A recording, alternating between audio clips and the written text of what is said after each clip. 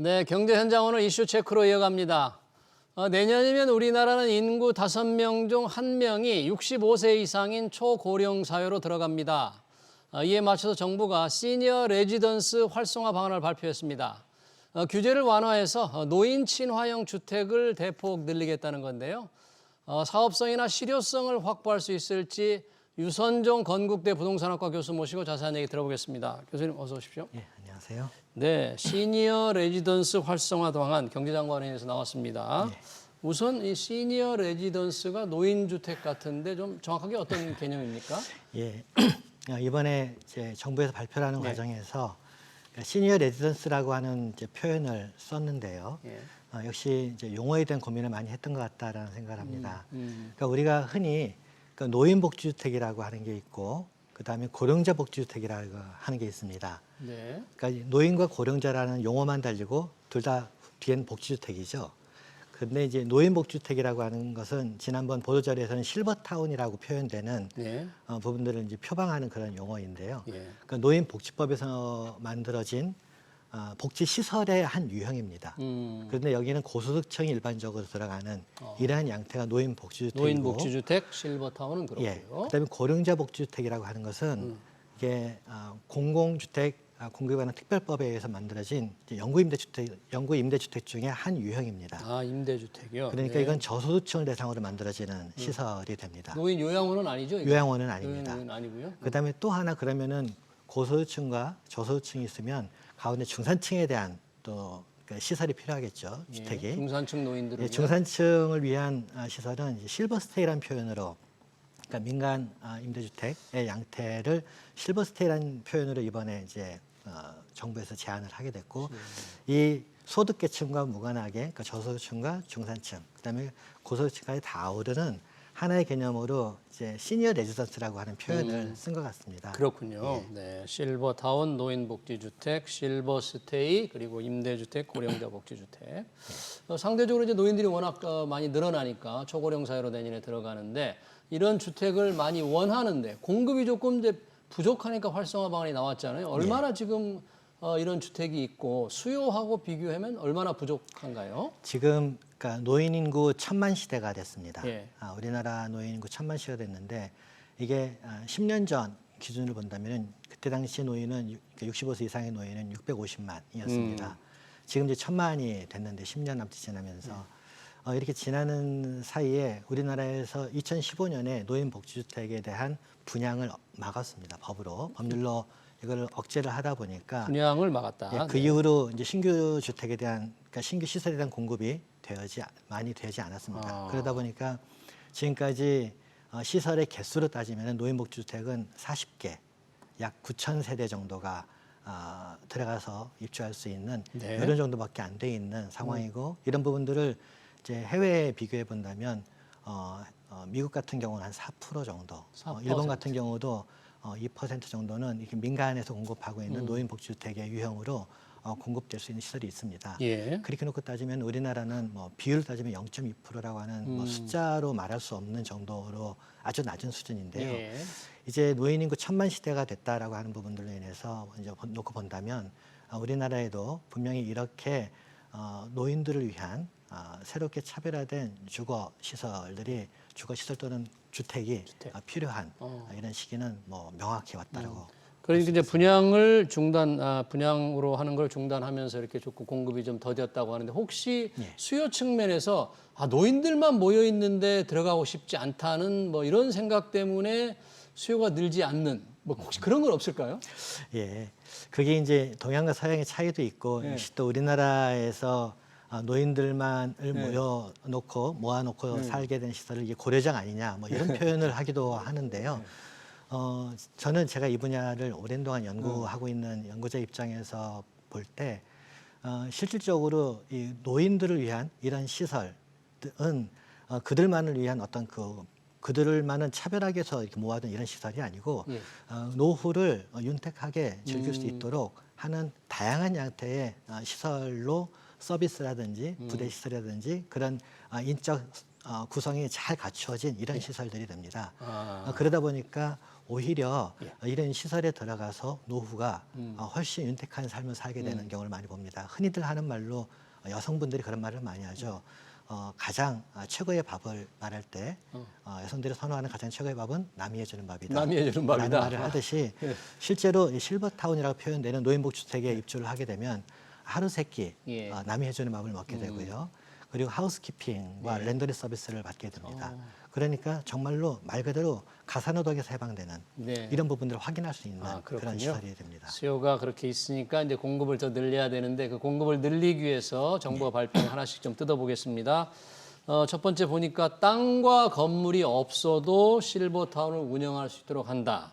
어떤 얘기입니까? 어떻게 변화가 생기는 거예요? 그러니까 기존의 노인복지법에 의하면 노인복지주택은 예. 반드시 토지 소유자가 건물을 지어야 되고 그리고 토지 건물을 가지고 있는 사람이 운영을 해야 하는 이렇게 법률로 규정이 되어 있었습니다. 그러다 보니까 지금 이제 말씀드린 것과 같이 노인 인구 1,000만이라는 이제 시장이 도래했는데 예. 실제로 시공사 또는 시행사, 디벨로퍼들이 이 노인 시설을 위해서 토지를 매입을 하고 그다음에 건축을 하고 여기까지는 이제 디벨로퍼 영역인데 예. 그다음에 운영 영역은 또 다른 그러니까 이 전문 영역에 다 해당하는데 기존의 디벨로퍼들은 이런 시설의 운영에 대해서는 별 관여할 수 없었던 예. 그러다 보니까 아무래도 이 디벨로퍼와 그리고 운영에 대한 전문성이 다른데 기존의 법률에 의해서는 이걸 양자가 아울러서 해야만 하는 이런 운영하려고 하면 예. 땅도 있어야 되고 건물도 있어야 된다. 이런 한계가 있었고요.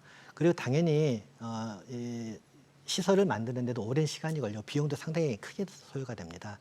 그러다 보니까 이 비용에 대한 부담도 있고 그래서 이제 시공사들이 또는 디벨로퍼들이 이렇게 복지 시설을 만드는 부분에는 주저하게 됐던 게 기존의 패턴이었는데 예. 이번에 이 부분들이 이제 토지와 그러니까 토지 시설하는 부분, 그러니까 시설의 소유자와 운영자를 구분해서 운영자가 임대를 해서도 가능하다라는 부분들로 이제 풀린 것은 규제가 그만큼 완화되는 좀 쉽게 예. 이런 사업을 할 수 있게 됐네요. 시장 참여를 조금 더 원활하게 원활하게 할 수 있도록 해서 해주는 것 같습니다. 네, 그런 게 하나 이제 실버타운 운영 제한이 좀 하나가 완화되는 것이고 또 임대만 하던 실버타운 이제 분양을 다시 예. 허용한다면서 이게 분양을 막아놓은 게 예. 공급을 억제하는 가장 중요한 걸림돌이었습니까?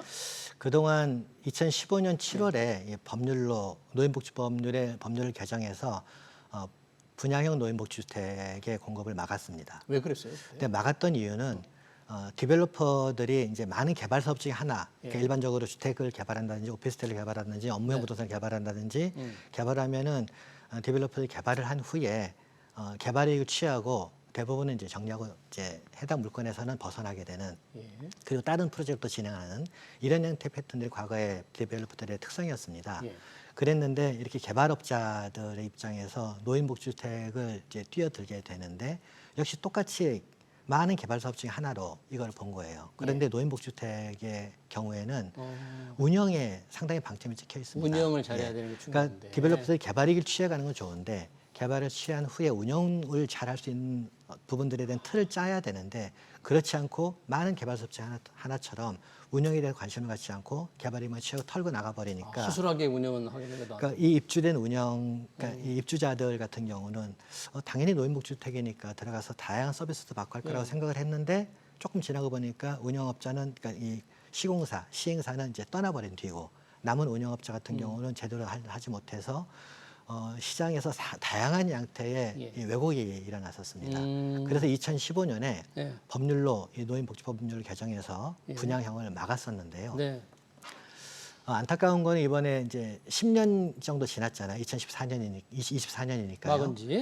약 10년 정도 지났는데 10년 정도 지나는 과정 가운데 그러면 과거에 있었던 이런 디벨로퍼의 먹튀라든지 운영상의 애로라든지 다양한 이런 문제 해결을 위해서 정부가 또는 업계가 나서서 함께 손을 잡고 문제 해결을 위한 노력을 했었어야 되는데 10년이라는 시간이 지나는 상황에서 수요자는 엄청나게 늘어났는데 변화는 전혀 없이 지나갔다라는 거예요. 그랬는데 이번에 이제 3월달에 대통령께서 이제 민생토론에서 이제 실버타운에 대한 이제 노인복지주택에 대한 분양을 허용하겠다.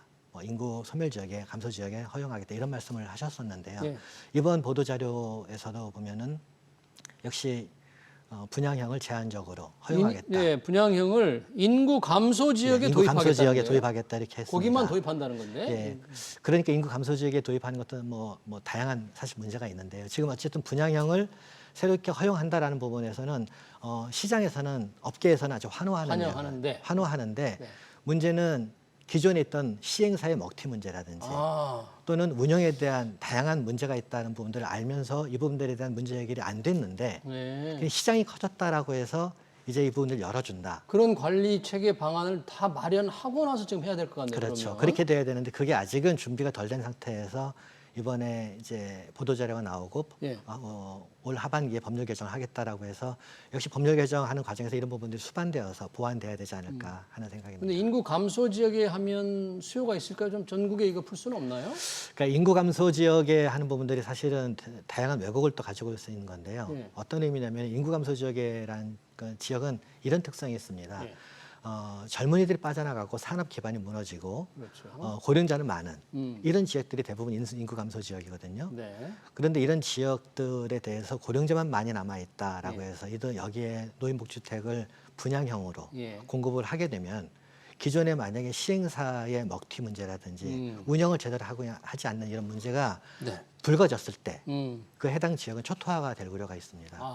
그래서 그런 우려가 더군다나 있군요. 고령자만 있고 이런 부분에서 능동적으로 유기적인 대처를 잘 못하는 그런 지역일 텐데 오히려 걱정이 되는 거죠. 그래서 차제에 이게 제대로 된 양태로 분양형을 이제 풀어주겠다라고 한다면 인구 감소 지역이 아니라 정말 시장이 원하는 예. 수요자층이 원하는 그러니까요. 그런 지역에 이걸 공급을 하되 예. 분양형을 공급을 하되 하되 역시 다양한 형태의 허들을 만들어서 먹튀 문제를 해결하는 거라든지 또 운영에 있어서 잘 돌아갈 수 있는 선순환 고리를 만들어주는 거라든지 이러한 틀이 만들어져야 그렇다면 그렇게 한다면 꼭 인구 감소 지역이 아니어도 가능하지 않겠냐 수요가 있는 곳에 하는 하더라도 생각을 뭔가 좀 관리를 철저히 할 수 있는 대책이 조금 그럼 앞으로 법을 만들면서 그런 걸 조금 보완을 해야 될 것 같네요. 예. 또 리츠를 활용한 시니어 타운 공급 확대 대책도 나옵니다.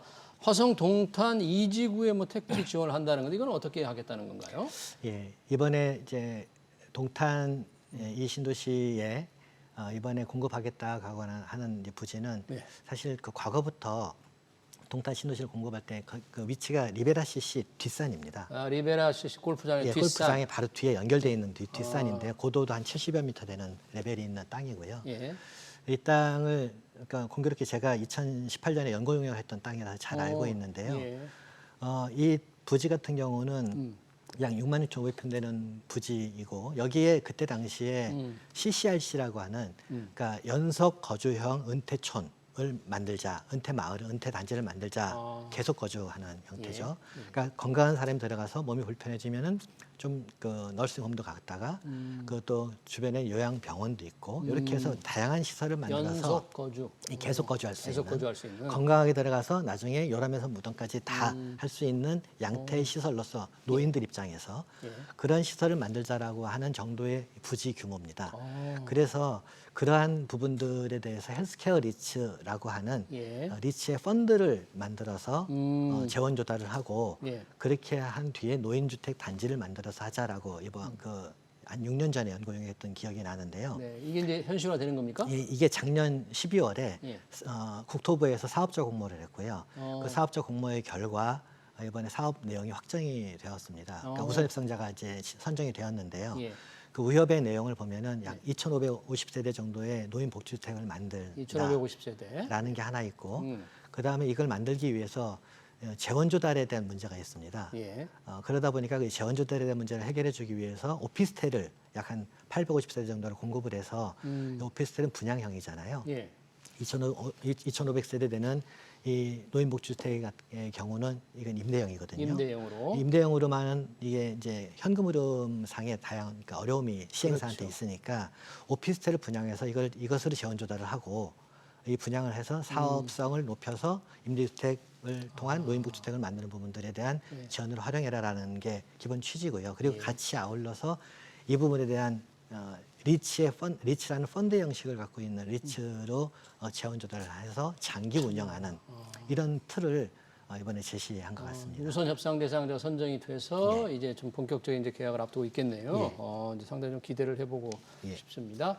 이번 대책이 또 집이 있는 고령자도 이런 실버 주택에 입주를 허용한다. 집이 있는 사람도 갈 수 있다는 건데 혹시 이런 건 뭐 괜찮겠습니까?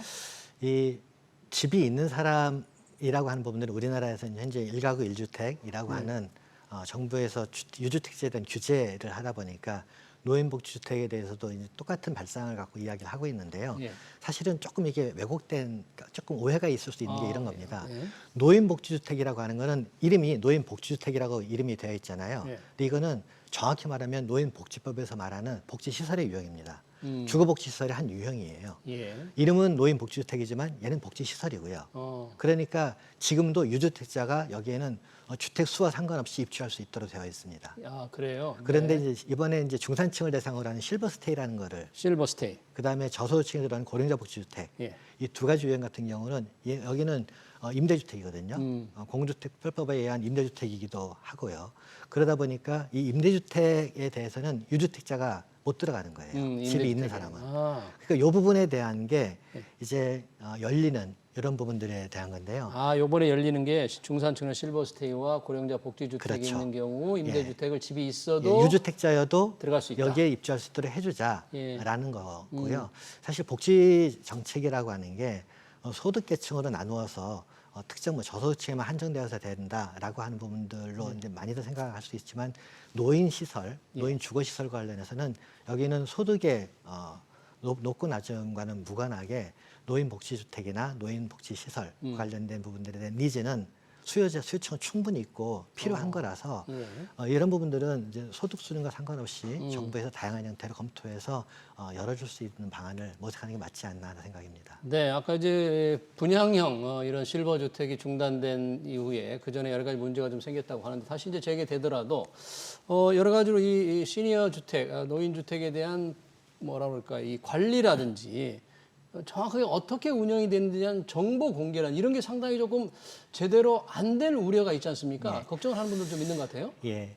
흔히들 그러니까 노인복지주택에 들어가려고 할 때 이 시설에 대한 정보가 많이 외부에 오픈되어 있지 않습니다. 세대수라든지 뭐 금액, 임대료라든지 하는 뭐 몇 가지 위치라든지 하는 몇 가지만 오픈이 되어 있는데요.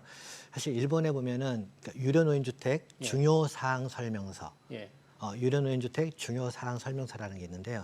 이 설명서는 모든 유료노인 주택의 시설에 전부 다 웹상에 업로드되어 있습니다. 정보가 제대로 공개된다는 홈페이지에 거죠? 매년 이 애뉴얼 레포트처럼 시설의 내용이 오픈이 되는데 여기는 어떤 내용들이 오픈이 되냐면 시설의 운영자는 누구고 그다음에 시설의 규모는 어떻게 되어 있고 시설의 입주자들의 연령층은 어떻고 건강 정도는 어떻고 비용은 어떻고 들어오면 어떤 서비스를 받을 수 있고 그 시설과 관련해서 알아야 될 기본적인 모든 정보들이 여기 오픈이 됩니다. 이 중요사항 설명서와 같은 양태로 우리나라에서도 이번에 입주자 보호를 위해서 입주자들의 권리 옹호를 위해서 이제 시설에서 필요로 하는 입주자들의 소비자들에게 요구되는 필요로 하는 정보를 이제 공개하겠다라고 하는 것은 아주 고무적인 거라고 생각합니다. 알겠습니다. 이 상당히 그 소비자들이 원하는 대로 좀 정보 공개가 좀 훨씬 더 많이 제대로 투명하게 이제 돼야 한다는 그런 주장으로 듣도록 하겠습니다. 시니어 레지던스 활성화 방안 얘기 잘 들었습니다. 지금까지 유선종 건국대 부동산학과 교수였습니다. 교수님 고맙습니다. 예, 감사합니다.